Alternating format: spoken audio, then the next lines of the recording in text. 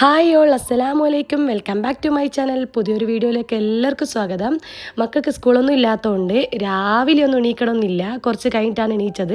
ഇന്ന് എൻ്റെ കിച്ചൺ കാണാൻ തന്നെ പ്രത്യേക ഒരു ഭംഗിയുണ്ട് കേട്ടോ. വലിപ്പം കൂടിയ പോലെ തോന്നുന്നുണ്ട്. അത് വേറൊന്നും കൊണ്ടല്ല കേട്ടോ, ഈ ഒരു ഭാഗത്താണ് ഫ്രിഡ്ജ് ഉണ്ടായിട്ടുള്ളത്. അപ്പോൾ ഇത് ഈ ഒരു ഹാളിലേക്ക് മാറ്റിയിട്ടുണ്ട്. കിച്ചണിൽ ഇതുവരെ ഫ്രിഡ്ജ് കുത്തിവെച്ച പ്ലഗിൽ കറണ്ട് കയറുന്നില്ല. അത് കുറേ കഴിഞ്ഞിട്ടാണ് നമ്മൾ കണ്ടിട്ടുള്ളത്. അതിൽ മീനും അരിയും എല്ലാം ഉണ്ടേനും. ആ അരച്ച സമയത്താണ് ഇങ്ങനെ ഒരു പണി പറ്റിച്ചത്. പക്ഷെ അതങ്ങോട്ടേക്ക് മാറ്റി പിന്നെ ഉള്ളിയെല്ലാം വെക്കുന്ന കൊട്ടയും അതെല്ലാം ഇങ്ങോട്ടേക്കെല്ലാം മാറ്റിയ സമയത്ത് തന്നെ കിച്ചൺ ഭയങ്കര വലിപ്പം വന്നതിൻ്റെ തൊട്ടുണ്ട്. പിന്നെ രാത്രിയാണ് ഞാൻ ക്ലീനിങ് എല്ലാം ചെയ്യല്. നിലയെല്ലാം തുടച്ചതെല്ലാം രാത്രിയാണ്. അതുകൊണ്ട് തന്നെ രാവിലെ കിച്ചണിൽ കയറുമ്പോൾ തന്നെ ഭയങ്കര ഒരു ഫ്രഷ്നെസ് ഫീലിംഗ് ഉണ്ടാകും. പ്രത്യേകിച്ച് ഒരു പോസിറ്റീവ് വൈബ് എന്ന് പറയൂലേ, എല്ലാം ഒരു ക്ലീനായി കാണുമ്പം അലങ്കോലായിട്ട് കാണുമ്പം മൊത്തത്തിലൊരു നെഗറ്റീവ് മൈൻഡാണ് നമ്മളെ ഫസ്റ്റ് തന്നെ ഒരു മൈൻഡിൽ അടിക്കുക. ഞാൻ എല്ലാം ഒന്നും ക്ലീൻ ആക്കലൊന്നുമില്ല, പക്ഷേ പരമാവധി ശ്രദ്ധിക്കലുണ്ട്. ആദ്യം തന്നെ ഞാൻ ചായ വെക്കാൻ വേണ്ടിയിട്ട് പാലും കുറച്ച് വെള്ളം ഒഴിച്ചിട്ട് ഗ്യാസുമിൽ വെച്ചിട്ടുണ്ട്. നിങ്ങൾ ഈ കാണുന്ന കുറച്ചരി ഇന്നലെ നെയ്പ്പത്തിൽ ചുട്ടതാണ്. ബാക്കിയുള്ളത് ഇന്നും കൂടിയും ചുടാന്ന് വെച്ചു. ഹസ്ബൻഡിനും മക്കൾക്കെല്ലാം ഭയങ്കര ഇഷ്ടമാണ്. എനിക്കധികം ഇഷ്ടമല്ല കേട്ടോ ഈ നെയ്പ്പത്തിലും പൂരിയെല്ലാം. നെയ്യ് കൂടുതലുള്ളത് കഴിക്കാൻ അത്ര ഇഷ്ടമല്ല, പക്ഷേ ഇപ്പം ചെറുതായിട്ട് കഴിക്കലുണ്ട്. ഇത് കുറച്ചേ ഉണ്ടാവുള്ളൂ, എല്ലാവർക്കും എത്തൂല. അനിയനും ഉണ്ട്. അപ്പം ഞാൻ എത്തുന്നത് ഉണ്ടാക്കാന്ന് വിചാരിച്ചു. ഈ നെയ്പ്പത്തിൽ ഉണ്ടാക്കുന്നതെല്ലാം വീഡിയോ ഞാൻ ഇതിൽ മുന്നേ ഇട്ടിട്ടുണ്ട് കേട്ടോ.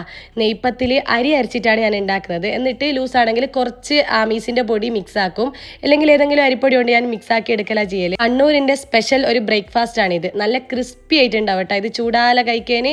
ഇത് അരിയും പെരിഞ്ജീരകവും തേങ്ങയും. ഇതിന് മുന്നേ ഞാൻ പെരുന്നാക്കും നെയ്പ്പത്തിലാണ് ചുട്ടിട്ടുള്ളത്.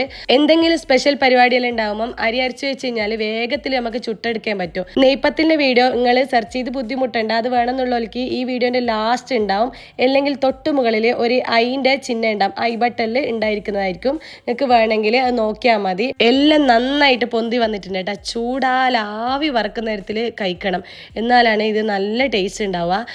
തൃശ്ശൂർ മലപ്പുറയിലുള്ള ഒരു പൊരിച്ച പത്തിരി ഉണ്ട്, അതും ഇതേപോലെ തന്നെ ടേസ്റ്റ് തന്നെയാണ്. പക്ഷെ ഒരു വ്യത്യാസം ഉണ്ട് എന്നാണല്ലോ, ഉണ്ടാക്കുന്ന ഷേപ്പിൽ ചെറിയൊരു വ്യത്യാസം ഉണ്ട് എന്നാണല്ലോ.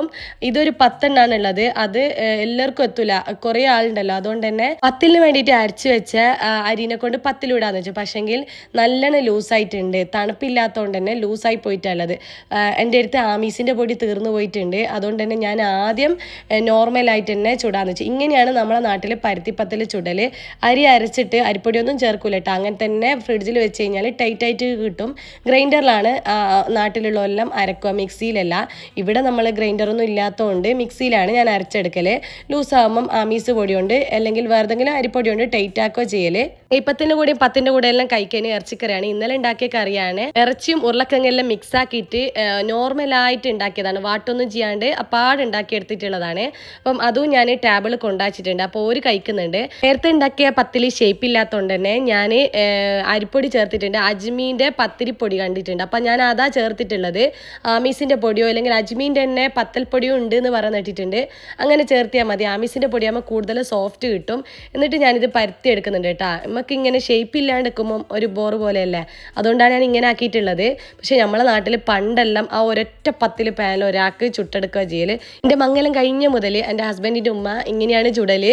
പിന്നെയാണ് ചെറുതാക്കിയിട്ട് ചുടൽ തുടങ്ങിയത്.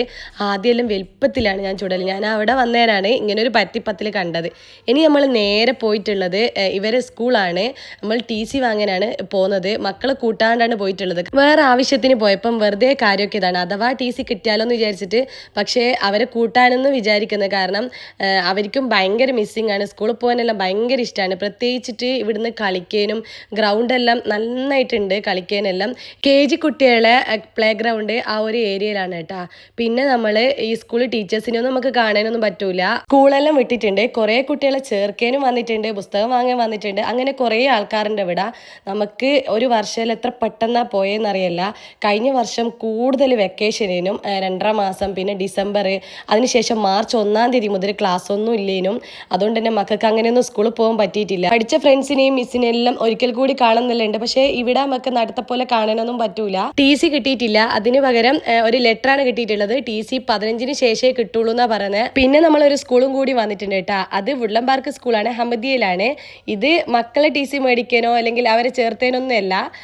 നമ്മുടെ കൂടെ ഉണ്ടായിട്ടുള്ള തൃശ്ശൂരുള്ള ഫ്രണ്ട് ഉണ്ട്. അപ്പം അവരും നാട്ടിലേക്ക് പോവാണ്. അപ്പം മോനിക്ക് TC വാങ്ങാനാണ് ആയിട്ടാണ് ഇവിടെ വന്നിട്ടുള്ളത്. ഓളെ ഹസ്ബൻഡ് ഇല്ലാത്തതുകൊണ്ട് ഞാനും മക്കളുമാണ് ഇവരെ കൂടെ വന്നിട്ടുള്ളത്. പിന്നെ നമുക്ക് സ്കൂളും കാണാമല്ലോ, ഇവരെ സ്കൂൾ മാത്രമേ നമ്മൾ കണ്ടിട്ടുള്ളൂ, വേറെ സ്കൂളൊന്നും നമ്മൾ കണ്ടിട്ടൊന്നുമില്ല.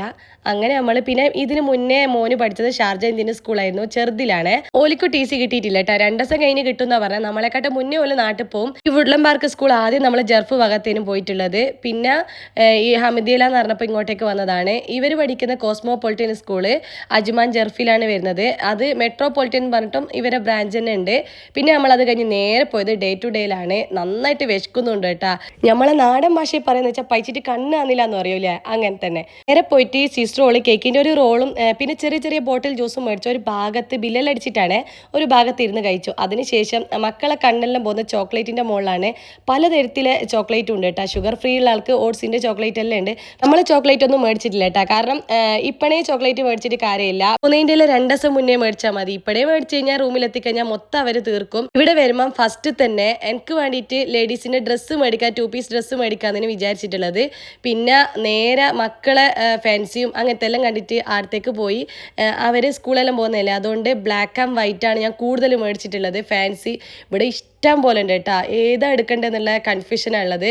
പിന്നെ മക്കളെ ഡ്രസ്സ് അജ്മാലുള്ള ഇത്യാദി റോഡിലുള്ള ഡേ ടു ഡേയിലാണ്. അപ്പം 3-ാം നിലയിലാണ് ആദ്യം കരുത്, പിന്നെ 2-ാം നിലയിൽ, അങ്ങനെ ഓരോ സെക്ഷനിലായിട്ട് ഫുള്ളായിട്ട് ഒന്ന് തന്നെയാണ് ഉണ്ടാവുക. ഒന്നെന്നല്ല, ഇവരെ ഡ്രസ്സ് തന്നെയാണ് ഞാൻ പിന്നെ കണ്ടിട്ടുള്ളത്. 20 റംസാണ്, 20.99. എല്ലാവർക്കും 2 ജോഡിയായിട്ട് എടുത്തിട്ടുണ്ട്. വീട്ടിൽ നിന്ന് ഇടുന്നതും പുറത്തുനിന്ന് നോമ്പ് ഇടുന്നതും പേൻറ്റും കുപ്പായിട്ട്. പക്ഷേ നല്ല ക്വാളിറ്റിയെല്ലാം ഉണ്ട് കേട്ടോ. അപ്പം കുറേ ഉണ്ടാടാ, ഒരു മോഡൽ തന്നെയല്ല, വേറെ വേറെ മോഡലായിട്ടും എല്ലാത്തിനും 20 റംസ് തന്നെയാണ്.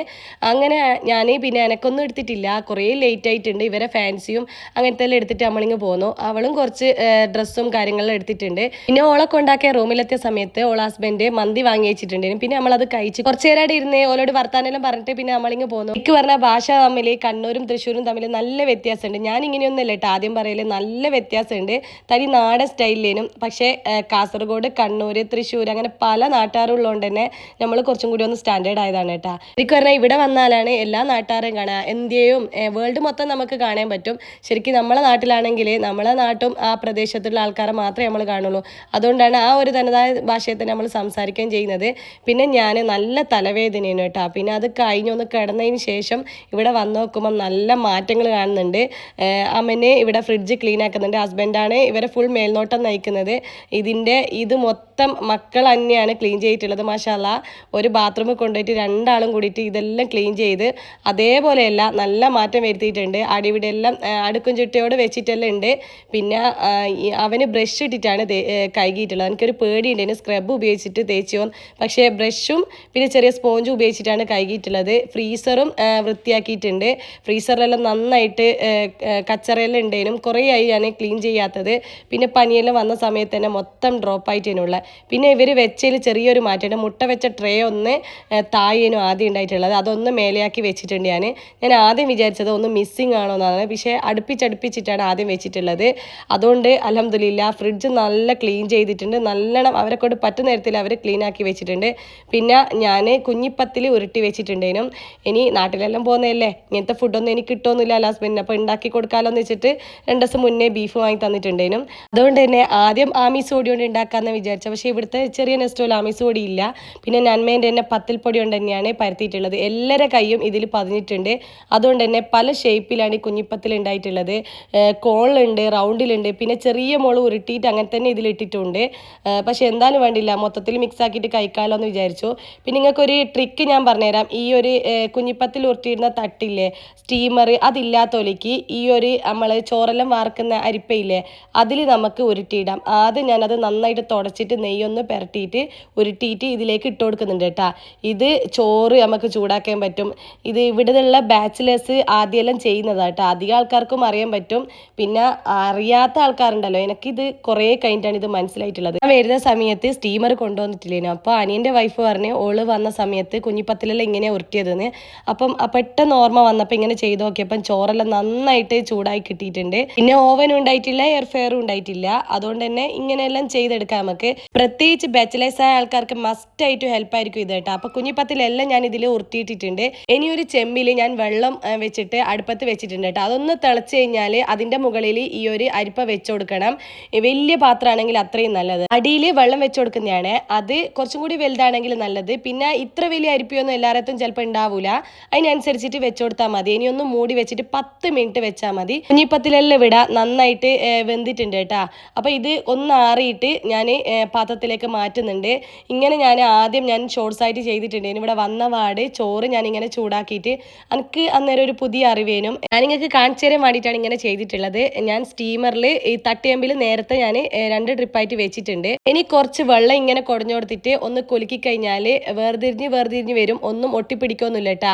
അതുകൊണ്ട് തന്നെ മേലൊക്കെ നമുക്ക് കുഞ്ഞിപ്പത്തിൽ ഇങ്ങനെ ഉരുട്ടിയിട്ട് ഇട്ട് കൊടുക്കാം. അതൊന്നും പ്രശ്നമേ അല്ല. പിന്നെ അതിന് വേണ്ടിയിട്ട് ഞാൻ ബീഫ് കറി വെച്ചിട്ടുണ്ട്. നല്ല കളറിൽ നല്ല ടൈറ്റ് കിട്ടിയിട്ടുണ്ട്.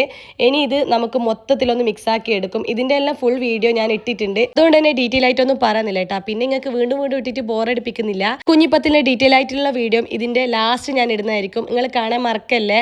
പിന്നെ എന്തായാലും ഒരു ഗസ്റ്റ് വന്നു കഴിഞ്ഞാലും പിന്നെ നമ്മളെ മെയിനായിട്ട് നോമ്പിന് ഞാൻ ഇത് ഉണ്ടാക്കിയിട്ട് വീഡിയോ ഞാൻ ഇട്ടിട്ടുണ്ട് കേട്ടോ. കോഴിക്കോട് ജില്ലയിലെ ആൾക്കാർ തേങ്ങയും കുഞ്ഞിപ്പത്തിലെല്ലാം ഇതുപോലെ മിക്സ് ആക്കിയിട്ട് സെപ്പറേറ്റ് ആയിട്ട് വെക്കും. ഇറച്ചിക്കറി വേറെ, കുഞ്ഞിപ്പത്തിൽ വേറെ. പിന്നെ മിക്സ് ആക്കിയിട്ട് ആക്കുന്നോലും ഉണ്ട് കേട്ടോ. നമ്മൾ ഇങ്ങനെ തന്നെ ഇറച്ചിക്കറിയും തേങ്ങയും എല്ലാം കൂടി മിക്സ് ആക്കിയിട്ടാണ് ആക്കുക. ഇത് ഹസ്ബൻഡിനും മക്കൾക്കും എല്ലാം ഭയങ്കര ഇഷ്ടമാണ്. ഇത് ഇന്ന് ഉണ്ടാക്കി കഴിഞ്ഞാൽ നമുക്ക് രാവിലെയും കഴിക്കാം. അങ്ങനെ ഞാൻ കൂട്ടി വെക്കും കേട്ടോ. അതാവുമ്പം രാവിലെ പിന്നെ ഒന്നും ഉണ്ടാക്കണ്ട, വേഗം അത് ചൂടാക്കിയിട്ട് കഴിക്കുകയും ചെയ്യാം. എളുപ്പപ്പണി അതല്ലേ നമ്മൾ പിന്നെ നോക്കുക. അപ്പോൾ ഇന്നത്തേക്ക് ഇത്രയേ ഉള്ളൂ. വീഡിയോ വൈൻഡപ്പ് ചെയ്യാൻ പോവാണ്. വീഡിയോ ഇഷ്ടപ്പെട്ട് കഴിഞ്ഞാൽ ലൈക്ക് ചെയ്യാനും ഷെയർ ചെയ്യാനും കമൻറ്റ് ചെയ്യാനും മറക്കല്ലേ. ഇനി ഒരു പുതിയ വീഡിയോ ആയിട്ട് ഞാൻ വീണ്ടും വരുന്നതായിരിക്കും. അതുവരേക്കും അസ്സലാമു അലൈക്കും.